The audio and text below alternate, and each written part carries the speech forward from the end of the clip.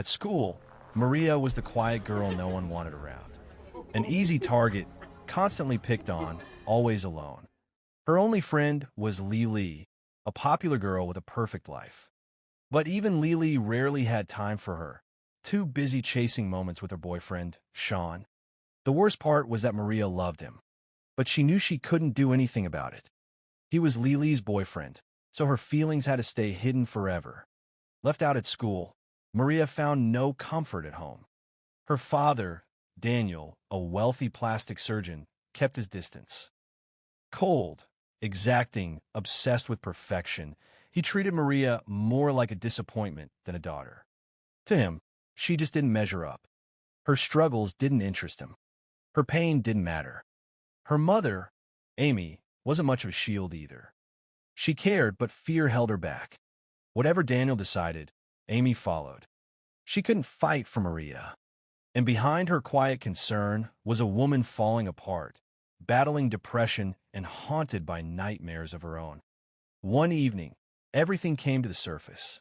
Amy brought up the upcoming school prom, gently suggesting that Maria should go. She even mentioned a decent boy who might take her. But Maria shut the idea down cold. She called it a waste of time and walked away from the table, leaving her dinner and her parents behind. Not going to the prom. Why not? Because it's stupid and I don't want any part of it. But it's... Daniel was quick to point fingers. He told Amy she was wasting her time. To him, prom was out of the question. Maria didn't have friends, didn't talk to boys, and barely knew how to fit in. In his mind, she was a lost cause, a broken daughter with no future. But what he didn't know was that Maria had heard everything. Every cruel word, and it cut deep. Alone in her room, she broke down. She stared at herself in the mirror, drowning in shame and self-doubt. That's when she spotted something hidden in the corner of the mirror. She reached for it and froze.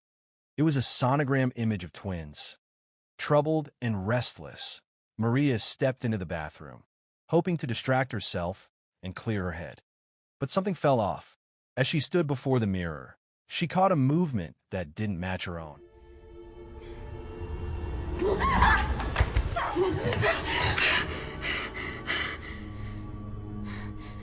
Her reflection shifted on its own.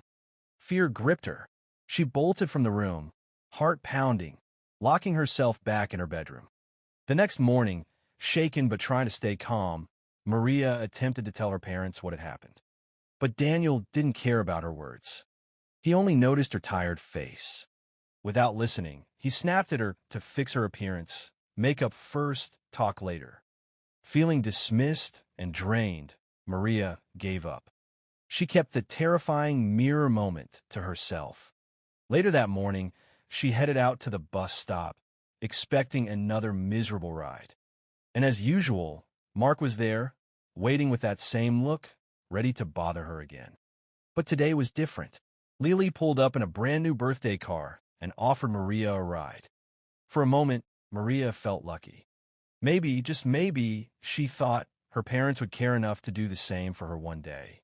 Unfortunately, Maria's birthday was still a long way off. For now, she had a ride with Lily, which meant sharing the car with Sean. Sitting beside them while they flirted and laughed was hard. She stayed quiet, forcing herself to smile through the discomfort. School was no better. As soon as they arrived, Mark made sure to humiliate her, tripping her in front of everyone. She hit the ground hard while the crowd watched. But Sean stepped in. He stood up for her, nearly throwing punches until Lily pulled him back. Still, that small moment gave Maria a flicker of hope. Someone had noticed her, and it was Sean.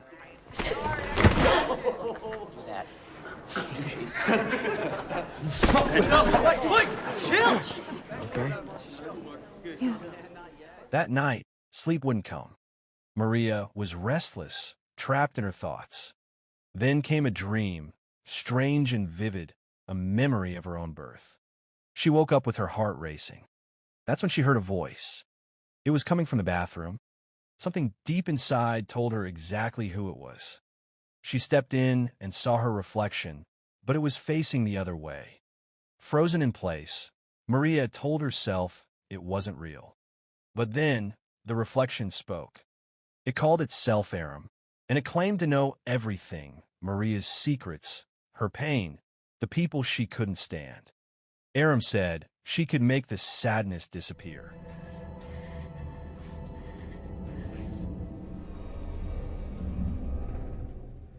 Why am I seeing you? You don't remember me? What do you want from me? I can take your sadness away. They talked for a while. Maria, still scared but curious, started to feel drawn to her. She even admitted something surprising. Aram looked beautiful. Oddly enough, that late night encounter brought Maria a sense of peace. She finally got a full night's sleep and woke up with a clear head. For once, she looked alive. Her parents noticed right away, even calling her beautiful. And when she said she wanted to go to prom, they were thrilled. She didn't have a date yet, but that didn't matter. What mattered was that she finally wanted to belong. But something had already changed. From the moment she met that reflection, Maria was no longer the only one looking back. And from that moment on, no one would ever see Maria the same way again. This is Look Away. However, this prom wasn't like the usual kind. It would be held on an ice rink, with students dancing while skating. There was just one problem: Maria didn't know how to skate. At school, she asked Lily for help, and they made a plan to practice together the next day. That afternoon, Maria had something special lined up, movie plans with her dad. She went to his clinic after school to wait for him. But while sitting there, she saw something that made her stop cold. A woman, his patient, was acting far too familiar with him. The way she smiled, the way he looked at her. It didn't feel professional. And for the first time, Maria began to wonder if her father was hiding something. Even with doubts in her mind, Maria followed through on the movie plans with her dad. At the theater, they ran into Mark and his group. But instead of mocking her, Mark played nice. He introduced himself politely, praised Daniel, and talked about wanting to be a doctor. It was a sharp contrast to his usual behavior. Still, Daniel wasn't fooled. He could see the fear in Maria's eyes. She didn't feel safe around that boy. Trying to lift her mood, Daniel made a promise, an early birthday gift, even though her birthday was still months away. He told her to stop by his office after school the next day for a surprise. Maria lit up. Later that evening, she rushed to tell Aram. For the first time in a while, she felt hopeful. Maybe her father still cared. And maybe, just maybe, he was about to give her the one thing she had always wanted, her own car. But Aram saw things differently. She didn't believe Daniel's gift came from love. To her, it was a move driven by shame. Maria wasn't being rewarded. She was being fixed. Aram was certain the gift wasn't a car at all. And she was right. The next day, Maria walked into her father's office expecting a surprise. Instead, she was handed a cosmetic surgery consultation. Her own father wanted to reshape her face, erase her so-called flaws. In his eyes, Maria wasn't good enough as she was. And they're gonna be amazing. Then, we're just gonna slim down the cartilage at the top. And that's my gift to you. The truth hit hard. Crushed and humiliated, Maria went back to Aram. And together, they reached the same conclusion. No one truly cared about her. Not her father, who wanted to change her. Not her mother, who couldn't even defend her. Amy, weak and worn down, seemed more lost than Maria, and just as invisible in Daniel's world. The two laughed together. Their voices echoed through the walls, loud enough for Amy to hear. Concerned, she went to the bathroom to investigate. But no one was there. What she didn't know was that Maria had been talking to the mirror. Still, something felt wrong. Amy sensed it and decided to tell Daniel. As always, Daniel dismissed Amy's concerns. He blamed her depression and recent nightmares, assuming it was all in her head. He told her to take her pills and get some rest, then calmly applied a face mask to her face as if nothing was wrong. Meanwhile, Maria and Lily headed to an old, shut-down ice rink to practice for prom. At first, Everything went smoothly. Lily acted like a helpful coach. But when Maria slipped and struggled to stand, Lily skated off, offering no help, no concern. She left Maria alone on the cold ice. It wasn't just carelessness. It was intentional. Lily had been waiting for this moment. Deep down, she was jealous. Jealous that Sean sometimes stood up for Maria. And now, she wanted to make a point. Maria needed to stay in her place and stop dreaming above her level. The practice ended in failure. Once again, Maria turned to the only one who seemed to listen, the mirror. Aram was waiting. She used the moment to push deeper, telling Maria the hard truth. Lily was never a real friend. She had ignored Maria for years, even as a child. She chose others every time. And now, Maria needed to stop pretending it was ever different. Then came Aram's offer, simple, yet dangerous. If Maria wanted to escape her pain, they could trade places. Aram would take over Maria's life, and Maria would live inside the mirror. All it required was one thing, both palms on the glass and a kiss. I can take all of those feelings away. Let me help you. Be there for you. Come on. Maria was seconds away from giving in until her mother called out from downstairs. Amy had a surprise, a brand new dress for prom, complete with a shining tiara. So that night, Maria showed up to prom looking like a different person. No date, but full of hope. Then came Sean. He asked her to dance, and for a moment, she felt seen. But Lily didn't hide her jealousy.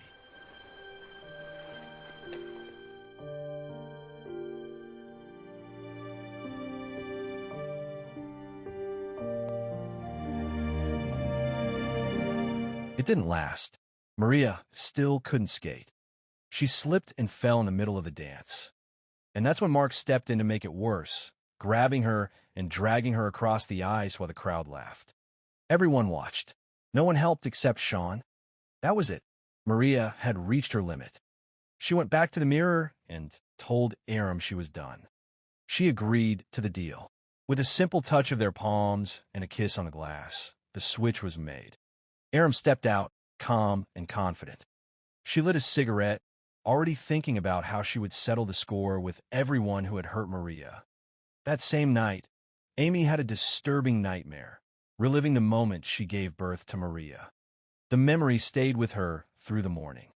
When Aram greeted her at breakfast, something felt off. Amy sensed a change, but it was subtle. Nothing obvious. She still believed she was speaking to her daughter. At school, no one noticed the switch either. Not even Mark. He continued teasing Maria about her prom disaster. But Aram wasn't Maria. She didn't shrink away. Instead, she turned the moment on him, calling him out in front of everyone. She claimed he bullied her because he secretly liked her. The crowd laughed, and for once, Mark had nothing to say. You're not laughing. Am I not funny anymore? Or is that because you get a hard on every time you see me? Later, Aram crossed paths with Lily. At that moment, Lily apologized for leaving her behind on prom night. Aram accepted, but only if Lily kept helping her learn how to skate. Lily agreed, even though she didn't understand the request. Prom was already over, so it didn't seem to matter.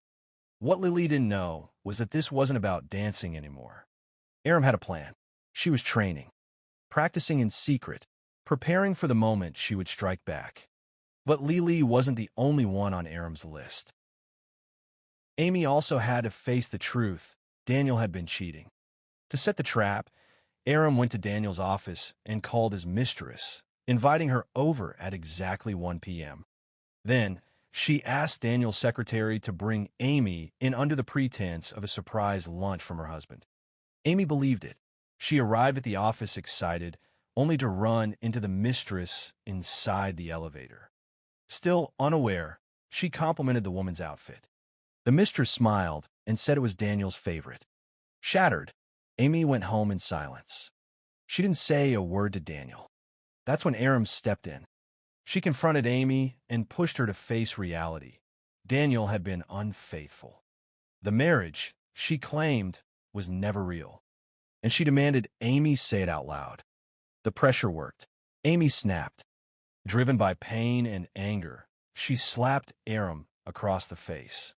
And Aram couldn't have been happier. Where's Dad? Probably. Yes. Dad is not working late. What are you talking about? Just say that you're tired of him fucking all those other women. From behind the glass, Maria watched in horror. She couldn't understand why Aram was going after Amy with such cruelty. But Aram made it clear she believed people like Amy needed punishment. In her eyes, it was the only way to remind them of their sins. The next day, Aram moved to her next target, Mark. She waited until hockey practice ended, then lured him into the shower room. Once they were alone, she attacked, slamming a blow into his knee hard enough to break it. Then she kept going, beating him until he stopped moving. Whether he lived or died, one thing was clear: Aram had no intention of showing mercy.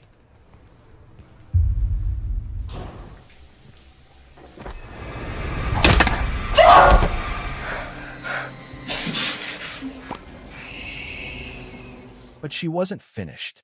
Her next focus was Lily. She invited Lily back to the abandoned skating rink, pretending to need more lessons. But Aram no longer needed help. She had already mastered the ice in secret. Lily noticed something was wrong. Aram's cold stare, her strange confidence, it all fell off. Unnerved, Lily tried to leave. That's when the chase began. Aram pursued her without hesitation. Lily ran, panicked, slipping on the pavement. She hit the ground hard, her skull cracking on impact. The revenge was nearly complete.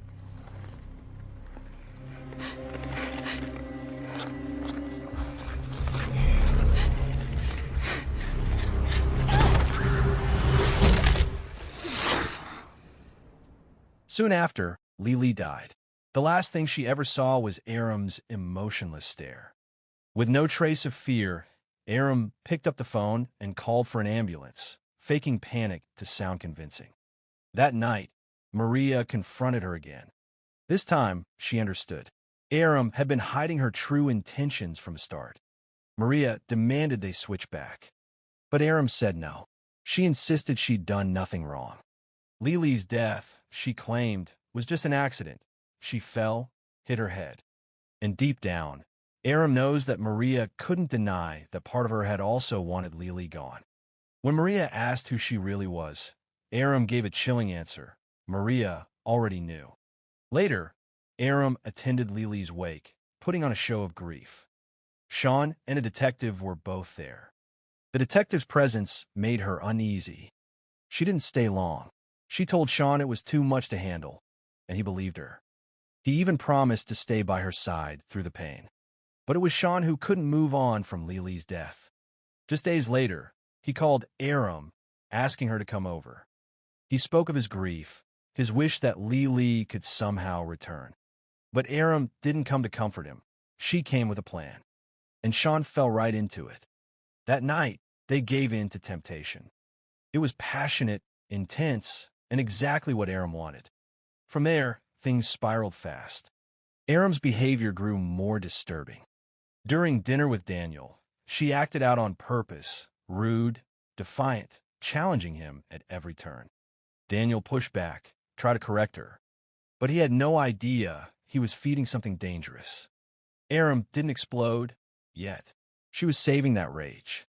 For now, her focus was on Sean. After that night, they became an official couple, and together they dove into chaos. Skipping school, drinking, smoking, breaking rules without a second thought. One afternoon, they even came home during school hours.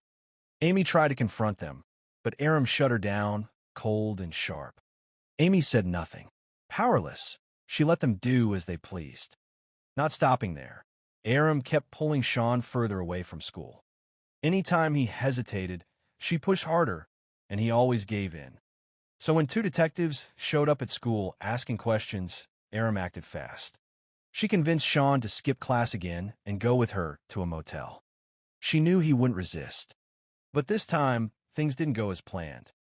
At the motel, Sean got a call from his mother. The police wanted to question both him and Aram about Lily's death. That call changed everything.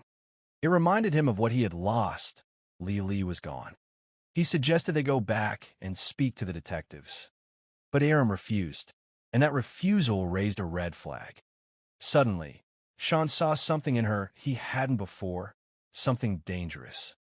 Then, in a burst of panic and fury, Aram grabbed a bottle and struck him in the head. The hit was strong enough to end his life. The moment it happened, regret hit her hard. She ran to the bathroom mirror, desperate to tell Maria what she had done. But Maria already knew. From behind the glass, she felt it. And for the first time, both girls cried for the same reason. Sean was dead. Meanwhile, Amy had another nightmare, but this time, it was crystal clear. In her dream, she relived the birth of her daughters, Maria and her twin. The second baby had severe physical deformities. And for Daniel, that was unacceptable. Obsessed with perfection, he made a cruel choice. He decided to keep Maria only, ignoring Amy's desperate cries to save her. He believed a life with disability wasn't worth living. But the child's spirit didn't vanish. It endured. That spirit became Aram. Now, Aram was heading straight to Daniel's clinic. By the time she got there, it was closed. Acting drunk, she lured Daniel into letting her inside. He placed her on a bed while stepping away to make her a drink. Quietly, Aram undressed and stood before him. Daniel was stunned. He demanded she cover herself. But Aram didn't move.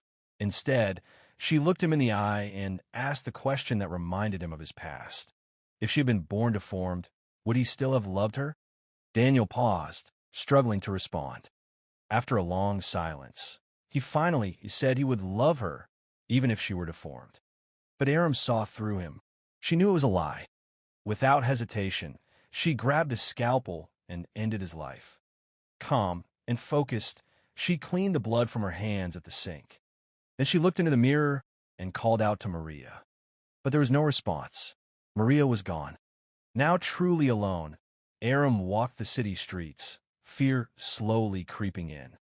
She didn't know where she was going until, without thinking, she ended up back at home. Inside, Amy was already settling in for the night. When Aram climbed into bed, Amy welcomed her, unaware of what had happened. They held each other in silence. Then came the final image, Maria and Aram, lying on opposite sides of Amy's bed. And with that, the story came to an end. So the moral of the story is, if your reflection starts giving you life advice and also wants to go to prom, just close the mirror and go to ice rink instead.